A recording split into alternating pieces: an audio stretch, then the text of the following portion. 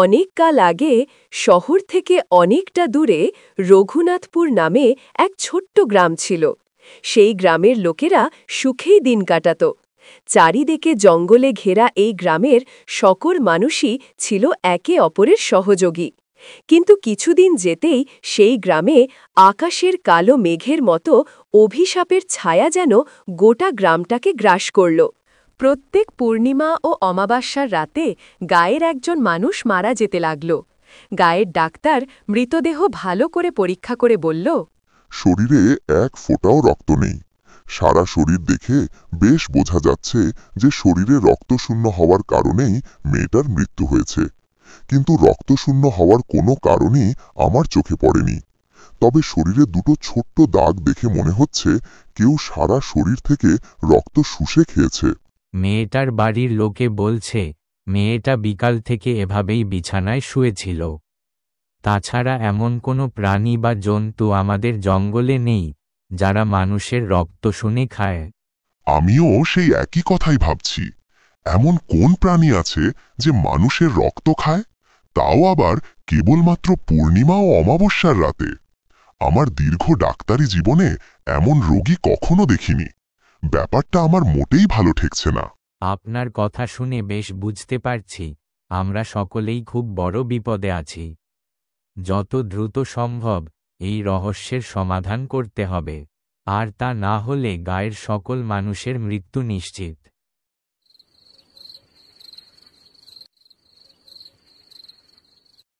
আসুন ডাক্তার বাবু, আমি আপনাকে পৌঁছে দিতে এসেছি। আজ তবে আসি। যদি কিছু জানতে পারি তবে আপনাকে অবশ্যই জানাবো। আপনিও ব্যাপারটা নিয়ে একটু ভাবুন। আমি জানি আপনি বিচক্ষণ মানুষ। একটা উপায় আপনি ঠিক খুঁজে পাবেন।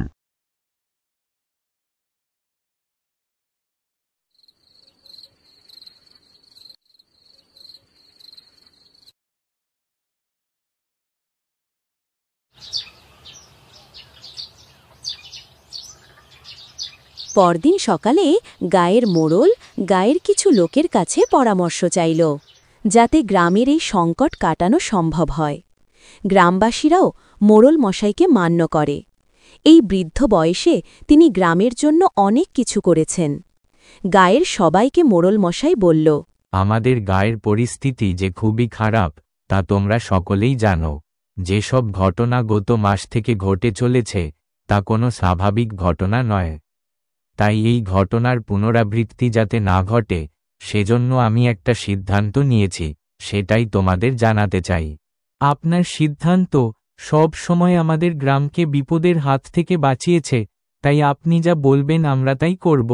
আমি চাইছি গায়ের লোকেরা প্রত্যেক পূর্ণিমা ও অমাবস্যার রাতে যদি গ্রামে পাহারা দেয় তাহলে হয়তো এই ঘটনা নাও ঘটতে পারে। যারা পাহারা দেবে তাদের প্রত্যেকের হাতে অস্ত্র থাকবে, সুতরাং তাদের প্রাণেরও কোনো ভয় থাকবে না। আপনি ঠিক কথাই বলেছেন, আমাদের উচিত সকলে মিলে গ্রাম পাহারা দেওয়া। পরপর যেসব ঘটনা ঘটে চলেছে তা এবার থামানো দরকার। জানি না এই সমস্যার সমাধান করতে পারব কিনা। বেশ, এখন তোমরা যাও আর গ্রামের সবাইকে একথা জানিয়ে দিও।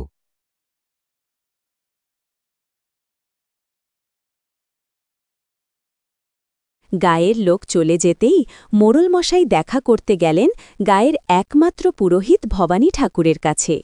দেখলেন পুজোর কাজ সবেমাত্র সমাপ্ত করে মন্দিরের উঠোনে এসে দাঁড়িয়েছে ভবানী ঠাকুর।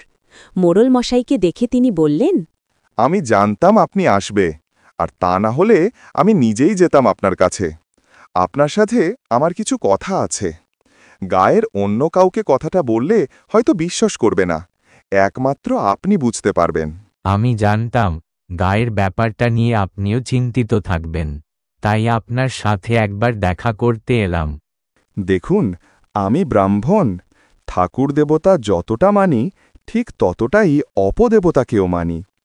তাই আমার মন বলছে এসব ঘটনার পেছনে কোনো দুষ্টু শক্তি অবশ্যই আছে। তাছাড়া আপনিই বলুন, এসব কি কোনো মানুষ অথবা জন্তুর পক্ষে করা সম্ভব? আপনি গায়ে পাহারার ব্যবস্থা করেছেন তার খবর ইতিমধ্যে পেয়েছি, তবে তাতে বিশেষ লাভ হবে বলে মনে হচ্ছে না। আপনার কথাও নেহাত মন্দ নয়। বেশ, আমায় এ ব্যাপারে একটু ভাবতে দিন। আজ তবে আসি।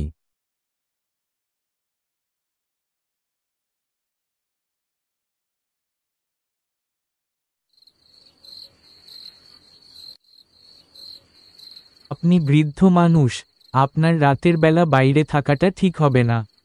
তাছাড়া আমরা অনেকেই গ্রাম পাহারা দিচ্ছি, আশা করি আজ রাতে তেমন কিছু ঘটবে না। আপনি নিশ্চিতে বাড়ি যান। আজ রাতটা মোটেই হালকাভাবে নিলে হবে না। আগের দুবার একই ঘটনা ঘটেছে, আমি সকলের সাথেই দেখা করে যাব। যদি কোনো খারাপ কিছু অনুভব হয়, তাহলে জোরে চিৎকার করবে, কথাটা যেন মনে থেকে। আপনি কোনো চিন্তা করবেন না, আজ যেই আসুক না কেন, সে তার অপরাধের শাস্তি পাবে। আমরা সকলেই গ্রামের প্রতিটা জায়গায় পাহারার ব্যবস্থা করেছি। অন্যদিকে গায়ের আরও অনেক জায়গায় পাহারা দেওয়ার ব্যবস্থা হয়েছে। কঠোর নিরাপত্তার সত্ত্বেও মোড়ল মশাইয়ের মন থেকে একটা অজানা ভয় কিছুতেই সরছে না, তাই নিজে সব জায়গায় তদারকি করে চলেছে। আর সেই গ্রামের কিছুটা দূরে একটা গুহায় ভৈরব তান্ত্রিক তার পিশাচ শক্তির আহ্বান করে চলেছে। এই যজ্ঞের আগুন থেকে যে পিশাচ আবির্ভূত হবে, তাকে আজও নর রক্ত দিয়ে তেষ্টে মেটাতে হবে। আয় আয় পিশাচিনী আয়, আজ অমাবস্যার এই রাতে আমাকে তোর পৈশাচিক শক্তি প্রদান কর, যাতে আমি আরো শক্তিশালী তান্ত্রিক হতে পারি। আর কিছুদিন পরেই আমার হাতে ভূত, প্রেত, মানব, দানব সকলেই আমার বশে থাকবে। তখন আমি হয়ে উঠব অজেয়, অমর।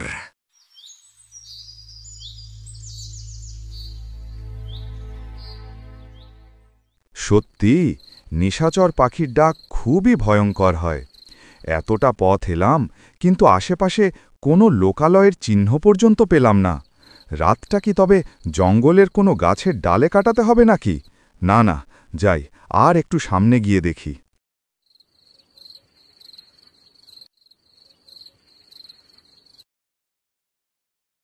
এই তো একটা গুহা। ভেতরে হালকা আলো দেখা যাচ্ছে। তার মানে কোনো লোক এই গুহার ভেতরে আছে। কিন্তু সে তো চোর অথবা ডাকাতও হতে পারে। তা না হলে গুহায় থাকবে কেন? ভেতরে কারা কথা বলছে, আর সেই কথা প্রতিধ্বনি হয়ে গুহার মুখ পর্যন্ত শোনা যাচ্ছে। না না, এখন ভেতরে যাওয়াটা মোটেই ঠিক হবে না। আগে তাদের কথা শুনি, যদি স্বাভাবিক কথা হয় তাহলে ভেতরে ঢুকব।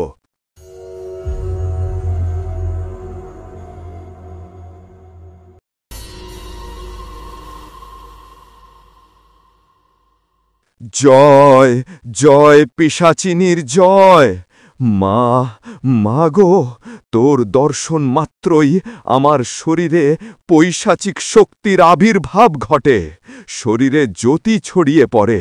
এভাবেই একটু একটু করে আমি আরও শক্তিশালী হয়ে উঠব। এবার বল, আমি তোকে কিভাবে সেবা করব? রক্ত, নর রক্তের সন্ধান চাই আমার, তবেই আমি তার শরীরে প্রবেশ করে তার রক্ত দিয়ে নিজের তেষ্টা মেটাতে পারব। ব্রহ্ম মুহূর্তের আগেই আমার নর রক্ত চাই। পূব দিকের সেই গ্রামে গেলেই তুই তোর তেষ্টা এবারও মেটাতে পারবি।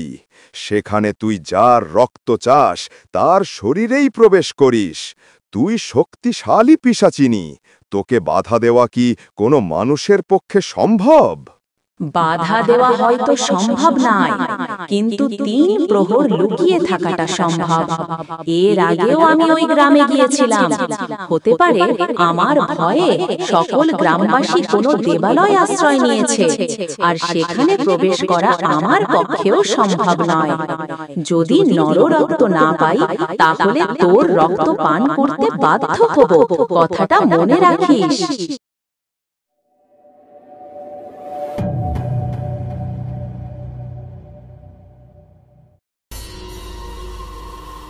ও তাহলে এই ব্যাপার। নর রক্ত দিয়ে পিশাচ সাধনা করে চলেছে এই দুষ্টু তান্ত্রিক। না জানি কত মানুষের প্রাণ নিয়েছে এই পিশাচিনী। আমায় এখনই পূব দিকের গ্রামে যেতে হবে, আর তা না হলে আবারও কোনো নিষ্পাপ লোকের প্রাণ যাবে।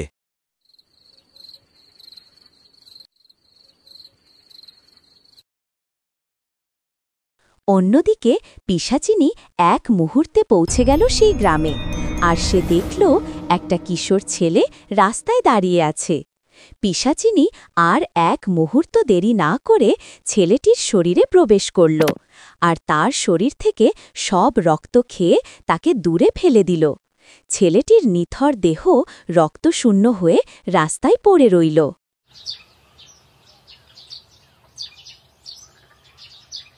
পরদিন সকালে মোড়ল মশাই খুবই ভেঙে পড়লেন। কাল রাতের সেই ছেলেটা হয়তো তার জন্যই মারা গেছে। নিজেকে সে দোষী মনে করতে লাগল। তবে কি এইভাবেই সকল গ্রামবাসী একে একে প্রাণ হারাবে? এই সমস্যার কি সত্যিই কোনো সমাধান নেই? এসব কথাই ভাবতে লাগল মোড়ল মশাই। হঠাৎ তার সামনে একজন লোক এসে তাকে বলল, নমস্কার, আপনি আমায় চিনবেন না। আমি পথিক, অনেক দূর থেকে আসছি। আমি আপনার গ্রামের সব ঘটনা শুনেছি, আর তার সমাধানও হয়তো সম্ভব। কিন্তু কাল রাতে ঘটে যাওয়া ঘটনার শেষ রক্ষা হল না, তার জন্য আমি খুবই দুঃখিত। মোড়ল মশাই অবাক হয়ে লোকটার দিকে তাকিয়ে রইল। এই কঠিন সমস্যার সমাধান কি এই লোকটার সত্যিই জানা আছে? মোড়ল মশাই তাকে বলল, আপনি সত্যিই কি এই সমস্যার সমাধান করতে পারবেন? পারব, কিন্তু তার জন্য আগামী অমাবস্যা পর্যন্ত অপেক্ষা করতে হবে। আর সেই দিন রাতে সকল গ্রামবাসীদের গায়েল মন্দিরের মধ্যে লুকিয়ে থাকতে হবে। মনে থাকে যেন গায়ের একটি লোকও যেন বাদ না যায়। কিন্তু আপনি এসব কথা কিভাবে জানেন? জঙ্গলের পাশে একটা গুহা আছে, আর সেই গুহায় গোপনে পিশাচ সাধনা করে চলেছে এক দুষ্টু তান্ত্রিক। নর রক্তের বদলে সে তার শক্তি বৃদ্ধি করে চলেছে। তাই তাকে সাধারণ মানুষ মারতে পারবে না।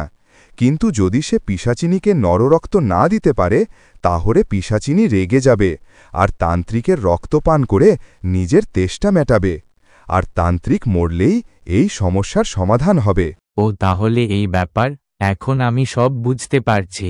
বেশ, আপনি যা বলছেন ঠিক তেমনটাই হবে। আগামী অমাবস্যাই হবে ওই তান্ত্রিকের শেষ রাত।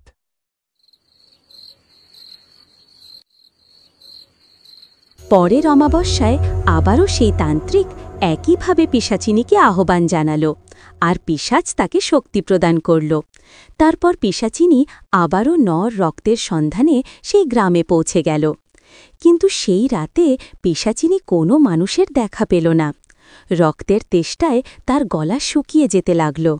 সে গ্রামের সব জায়গায় ঘুরে দেখল, কিন্তু কোথাও কোনো মানুষের রক্ত না পেয়ে গুহায় ফিরে গেল, আর তান্ত্রিককে বলল, তেষ্টায় আমার গলা শুকিয়ে যাচ্ছে, কিন্তু ওই গ্রামে কোনো মানুষের সন্ধান না পাওয়ায় আমাকে আবার তোর কাছে ফিরে আসতে হলো। তুই যখন আমায় আহ্বান করেছিস, তখন তোকেই আমার রক্ত পিপাসা মেটাতে হবে, আর তাই আমাকে তোর রক্তই পান করতে হবে। না না, এ তুই কি বলছিস? আমি তোর একনিষ্ঠ ভক্ত, আর তুই কিনা আমার রক্তপান করবি? ডাইনি, পিশাচিনী, এই ছিল তোর মনে? নিজের সন্তানের রক্ত দিয়ে তেষ্টা মেটাতে চাস? এরপর পিশাচিনী দুহাত বাড়িয়ে তান্ত্রিকের শরীরে প্রবেশ করে। তার শরীর থেকে সব রক্তপান তবেই শান্ত হল।